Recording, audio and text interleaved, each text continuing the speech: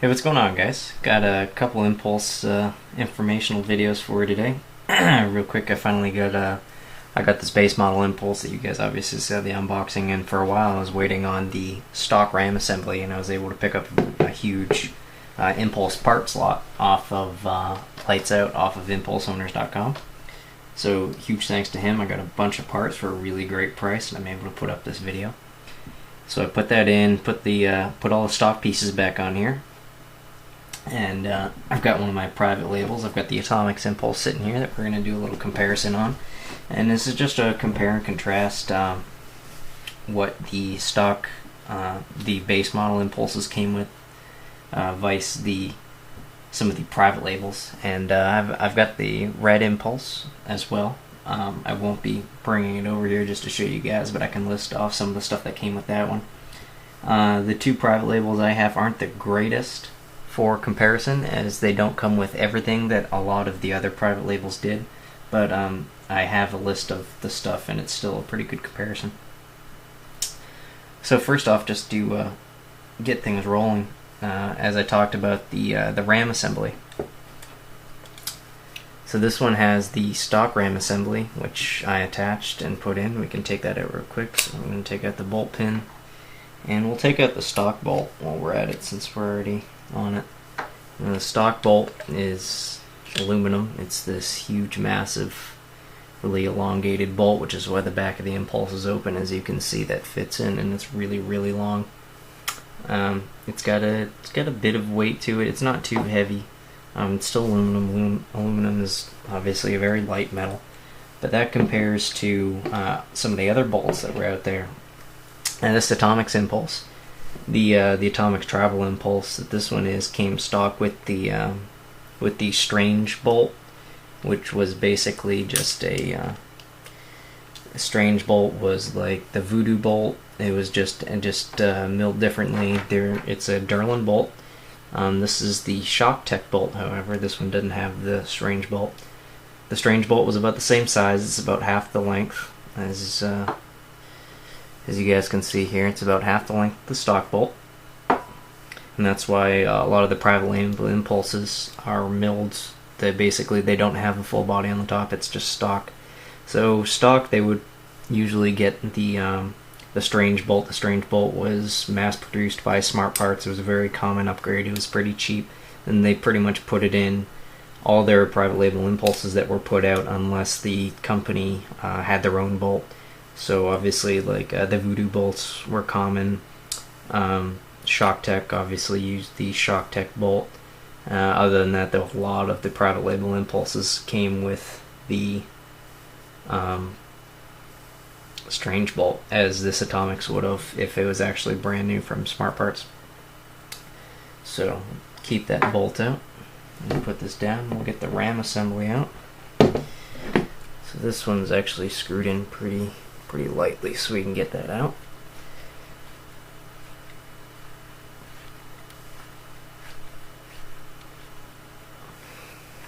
There it is. So here's this. So here's a stock RAM assembly. It's aluminum. It's almost all aluminum. If we can go ahead and take that back cap off, that's why I have these Allens. Just gotta find the right size. 3/16 is too small, so it's gonna be a 7/32, it looks like. That's even too small. Yeah, see, shows how much I know. I haven't had too many stock RAM assemblies, so up to the 1/4 Allen key.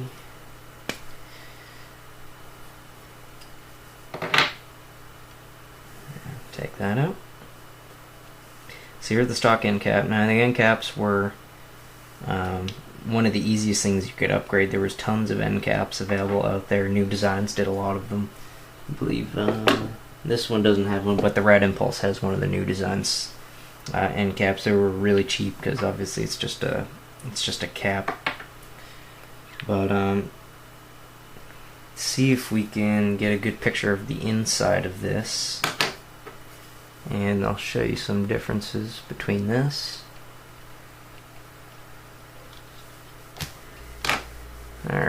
So might not be enough light, but as you can see down right in there, the end of that's holding the piston and the ram and everything together is a flathead screw. Now this was indicative of the old base model impulses. So I'd say this stock ram was probably out of an impulse around the 2001-ish era, no later than 2001. Everything after that, it actually uses an Allen key, as I explained as I was doing the impulse maintenance video on my rad impulse. So, but other than that, just a little comparison here. I have an upgraded ram assembly that was actually from Smart Parts. Smart Parts had quite a bit of their own upgrades for this. You didn't actually have to go buy aftermarkets if you didn't want to. Now this ram assembly on the top is considered an upgrade from Smart Parts, and as you can see, it has a brass hammer. The piston right here is stainless steel, vice aluminum. The housing itself is still aluminum, and the end cap has a smaller Allen key, as I just found out. But the end cap and the actual housing itself are not too different. There was quite a few different housings available out there to people, and man, this rim is really stuck in there. The most common one that you would find for the actual housing was a New Designs ram housing, and this one is really stuck, so I'm not even gonna try and force that. But these were all upgrade parts available from Smart Parts. And then you had other ram assemblies that were upgrades that were aftermarket. This here is the Evil Punch Kit. As you can see, it's got a stainless steel hammer. It's a mid-weight hammer. It's really light. And their signature, their punch kit. If you get the punch kit for the Intimidators, it does the same thing. You get this end cap because they have the piston actually goes out beyond the end of where a regular ram assembly would stop. They do the same thing with the Intimidators. I'm not too sure why. I would imagine it's to add more weight so that you have a more potent shot as the hammer sliding back and forth. Gives it a little more inertia. And then in the rad impulse, I have a complete New Designs excuse me, complete New Designs ram assembly, and those were listed as high efficiency ram assemblies. It came with a stainless steel hammer, a mid-weight hammer that's very similar to this Evil one. And as you can see, just between the stock and this Evil ram assembly right here, you can see the venting holes on the Evil ram assembly are quite a bit bigger than on the stock one, and the New Designs one is just like that as well. So there's the ram assemblies. I showed you the bolts. A couple other things with the with the stock impulse, vice private label impulses. Obviously, you see this massive high-rise feed neck. It's hard to fit anything in there besides like an old Violotto Revolution, which I have, and they do fit. But I mean, if you just look at the height of that thing already, and then adding something else on top of that, the loader would start right here. That's just tall, that tall smokestack. A lot of private label impulses in the later days of impulses back in like 2005, when they were on their way out but still making impulses. They came with a Q-lock feed neck, or they would come with a privately milled feed neck, like this Atomics Tribal one here is. It's a small low rise. It came stock with the gun. It's milled. It doesn't have any kind of clamping feature, but it's hard to fit anything in there. I was able to fit, as you guys saw in one of the earlier videos, I was able to fit an egg in there, and the Revy fits in there, but you can't really fit anything else. So a lot of people replace them anyway.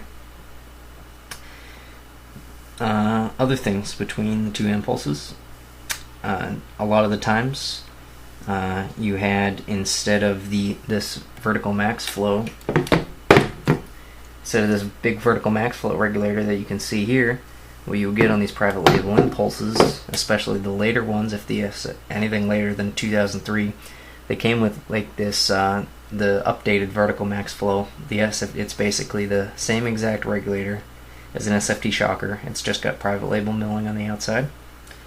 And before that, this base model impulse came with this vertical regulator. Obviously, it's anode to match the gun and everything like that. But this was an optional upgrade. If you just got a base model impulse and you didn't ask for any upgrades, you would get that big, massive max flow system that came down here and just a gas through grip. So this is actually an upgrade from a base model. Base model impulses came with this progressive barrel. The Atomics impulse came with the progressive barrel as well, unless you could actually ask to add a free kit. Now obviously the base model impulses you could ask to add anything. Obviously whoever got this one added this vertical max flow, but didn't add and added vision as well. Vision was not stock unless you asked for it, and you had to pay another premium for that. This one came with vision, so it comes with the vision board, and it comes with the plate and the eye ribbon. Vision was not a stock piece, like I just said. You had to ask for it. Whoever bought this obviously didn't upgrade the feed neck. They didn't upgrade the barrel. It came with the stock bolts, so they didn't upgrade the bolt. When I bought this, it actually came with this Evil Ram assembly. That's obviously something you didn't get from the factory, so I don't know if this person got any of the smart parts upgrades. But the last person to own this had this Evil Ram assembly. If you got this vertical max flow, this just regular duckbill on off is stock, what would come with it, so that wasn't upgraded. The board is not a Blackheart board or anything special. You could get the Blackheart board, that was optional. Or you could get the Wasp board, the Smart Parts would put that in for you. If you did get that, I think the Wasp board, it was another $150, and the Blackheart board was another $100. You could also, this gun is a tri-fade. It goes from blue to light blue to clear. It's an ice fade. And you actually had to pay extra money for that. That was probably another $75 or so. That's what Smart Parts was charging for it, unless the only things you could get back then were solid colors. So that was obviously another upgrade that this person paid for.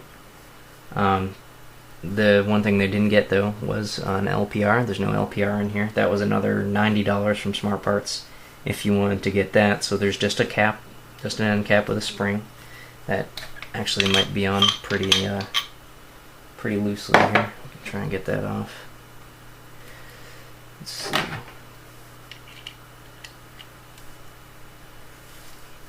There it goes. So if you didn't get the LPR, you just had this end cap and the spring and the valve. And that brings us to the valve, as I just mentioned it. The valve was something that in a stock gun is just aluminum, and you can actually, when you take the valve out and the poppet's sitting there, there's no spring tension holding the poppet into the valve or anything like that. You can just it actually just comes right out of the valve.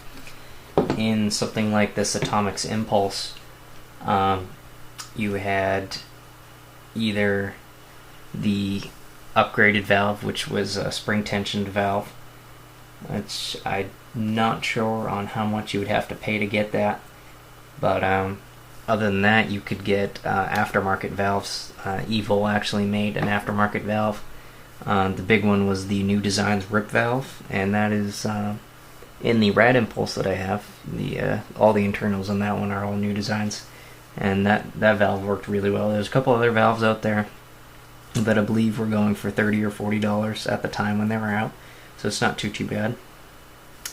Other thing that came stock on almost all private label impulses, because it was a pretty cheap upgrade, was the tapeworm. It's hard to see right here because this gun is all black, but tapeworm came stock on these guns.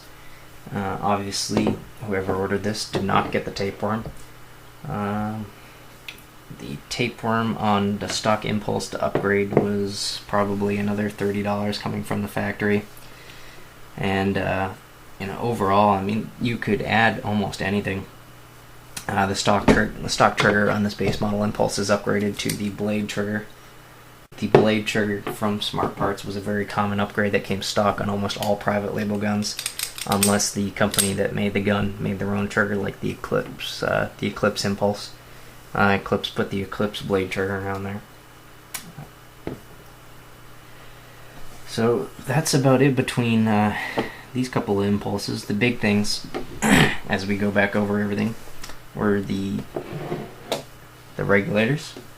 The triggers were a huge thing, whether it was a Vision or a non-Vision model. The feed neck was a massive upgrade just because of this huge smokestack feed neck. The bolts were a big thing to do. And then the inner functions of the gun, obviously ram assemblies, the ram, the hammer, the valve was massive, and the differences in the boards, LPRs and tapeworms.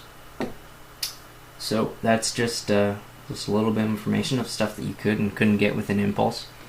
The performance out of this base model Impulse versus this Atomics Impulse, and if I had a nice fast feeding loader on there, especially even the Rad Impulse, and that Rad Impulse doesn't even have Vision, the performance and the smoothness of the shot and the consistency and how many shots you can get actually out of an air tank is actually a huge difference if you try it. Now, at the time of this video, I've just sold this Impulse, or hopefully being about to be sold to Night Hunter. So he gets this nice Ice Fade Impulse, which according to the one previous owner and myself, it's now only been shot one time, and that's by me to test this. Now, obviously, it's coming with a couple nice things. There's a feed neck included in the deal. There's a Sanchez machine feed neck that's included. The original box is included with all the foam. The box is in great condition. This Evil Ram assembly will be included. Everything that I got the gun with. So I'm getting a pretty nice deal on this, a sweet old gun. So good luck to him. I'm gonna fine tune it before I send it off, so it's shooting nice and good. I'll probably do a quick shooting video just so he's alright, and I'll throw a couple other things in the package too, a couple other small old school goodies, fun stuff everybody likes to get, stickers, whatever laying around I can find. I got a couple other things for Impulses that I might throw in the box. Not a big deal to me. I got tons of spare parts. So there's a quick compare and contrast video between private labels and base models. Just pretty common sense stuff. It's all internal upgrades. Going back to private label Impulses, there were quite a few private label Impulses produced, probably upwards of about 30, right around that number. Every company wanted their own take on the Impulse back in the day. It was a super popular gun. You had to go to a tournament scene back in 2002, 2000, maybe 2002, right before the SFT Shocker came out, and you were either shooting an Impulse or you might have been shooting an Intimidator, but that's really about it. You don't see any other guns out on the field at that point. So, massive amounts of upgrades and private labels available, and they're in their defense, they're amazing shooting guns. A lot of people have nothing but good things to say about them. They're very simple. The mechanics are simple. They don't go down unless you do some serious shit to them. They just kind of keep going. They're workhorses. So just an informative video. I hope you guys enjoyed it. I've got a couple other things coming up this week that I get some. I'm getting a new gun in the mail. I'm getting a couple of other packages in the mail. A couple updates, just some builds I'm doing. And I finally got the parts to finish building that shocker with the LPR that you guys saw earlier. So we'll get a video on that up as I tune it and try and make it shoot like a dream. And that's about it for now. Thanks for watching, guys.